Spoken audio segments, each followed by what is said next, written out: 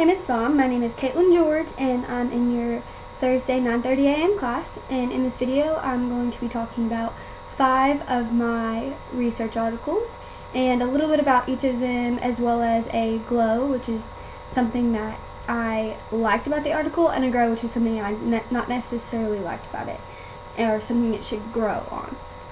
But for my first article, I'm going to be talking about the parental insights on the effects of secondary transitioning planning processes on the post-secondary outcomes of graduates with disabilities. This article is by Vicki Miller-Morin.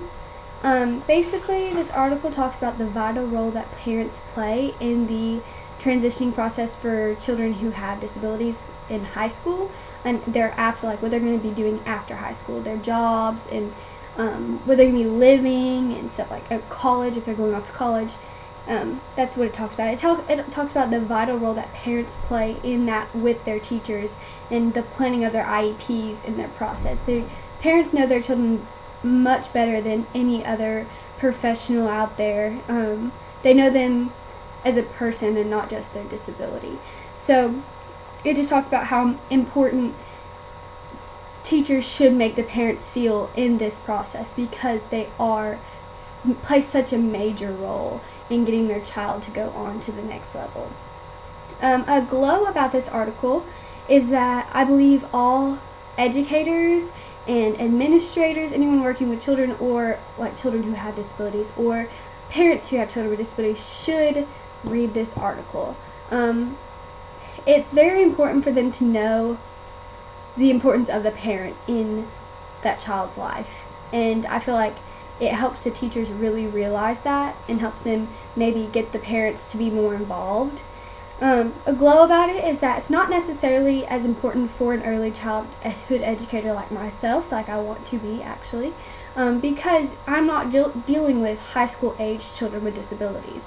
I might be dealing with like young children, but not high school age, so it's not as big of a deal for me to read it, but I feel like it's still very important for me to understand it a little bit, just in case maybe one day I might want to move on to teaching high school students. So I feel like that's how it's still important. So my second article was the outcome of home-based early intervention for autism in Sri Lanka, and it was by Himali Perara and Kamal Kandima Juanda. Basically, the article defines autism and how it's a complex neurodevelopment disorder. It talks about how the disorder can affect young children, and how working with them with early intervention and trying to better their skills will kind of hide some of those, what are they called? Some of the factors that come along with autism. And its main focus was on children aged 18 to 40 months. So I feel like as a grow, it wasn't really a good age. Well, it is a good age, but it's not, because really 18 to 40-month-olds, that's what, 2-year-olds to about 3 or 4-year-olds. It doesn't really show a big, because whenever they're that little, they're not really learning as much as they would in like they're 5, 6, or 7. But then again, it's early intervention, so I feel like the glow about this is that it's important to see what type of skills and techniques you can use for early intervention on children who have autism, and how it affects their neurological development. So I feel like it's still a very important article for early childhood educators and anyone else who's working with children who may have autism. My third article is the assessment of personality characteristics in parents of children and adolescents with obsessive-compulsive disorder compared to a control group. And it was by Atifa Soltanifar and Fatmeh Moharari. It's just talking about how OCD is a growing problem. It's a growing psychiatric disorder, and it's becoming more prevalent in children and adolescents. So, and it really talks about how it's a study on the effects of a child who has OCD on their parents. They compare someone who has a child who has OCD and someone who does not have a child with OCD, and their characteristics, their personality traits, how they handle everything and work everything out.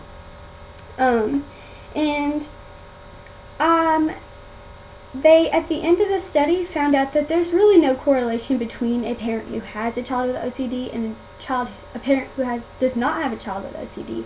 It doesn't really make a difference, but usually parents who do have children with OCD are a little bit more, they have a little bit less self-esteem, or especially when it comes to problem solving, so they're just very stressed.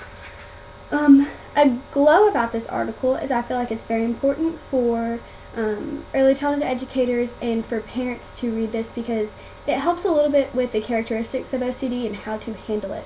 But a grow about it is that I don't feel like it's necessarily as important for early childhood educators, because it's not about the child. It's really an article about the parents. So, I mean, it's kind of interesting. It's a good read, but it's not something that's necessarily like super important for a early childhood educator to know.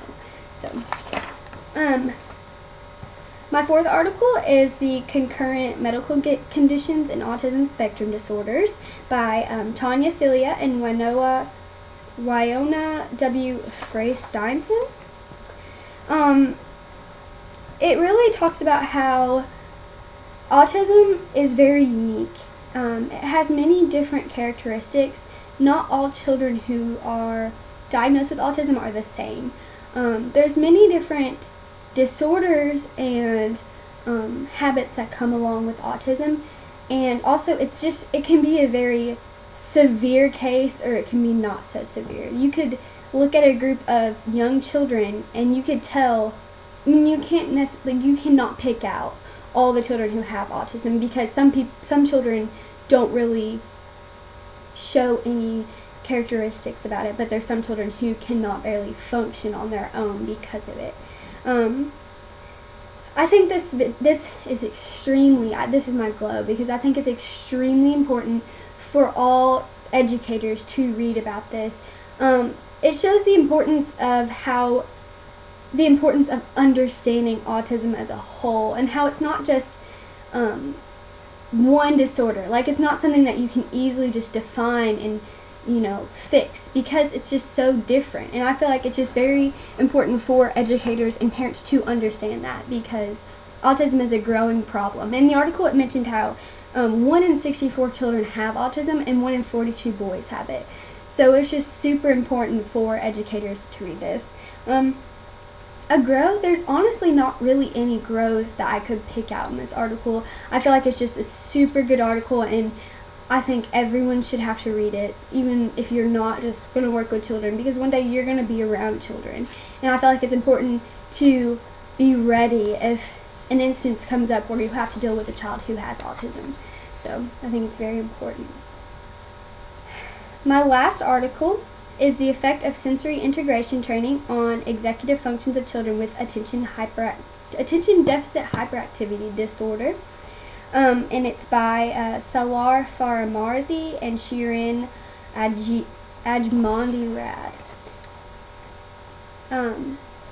Basically, the article is about ADHD and how it manifests many different symptoms, and explains those symptoms into detail. And I feel like it's super important for all educators and parents to read it, since ADHD is very common. A lot of young children have ADHD. I think it's just super important for them to read the article, because it allows them to be a little bit more familiar with autism and how it works and how children are affected by it. So I feel like it's super important. A grow is that the study wasn't necessarily as good as it could have been. It could have been handled better. They could have done a little bit more research, or really talked about how it affects the brain, because they really just talked about how it just affects the child and what it does. I think it'd be really nice to be able to see how ADHD affects the child's physical, being of their brain, and I think that would be super important, and it'd be a good eye opener to see how it affects them. So that could be grow on the article.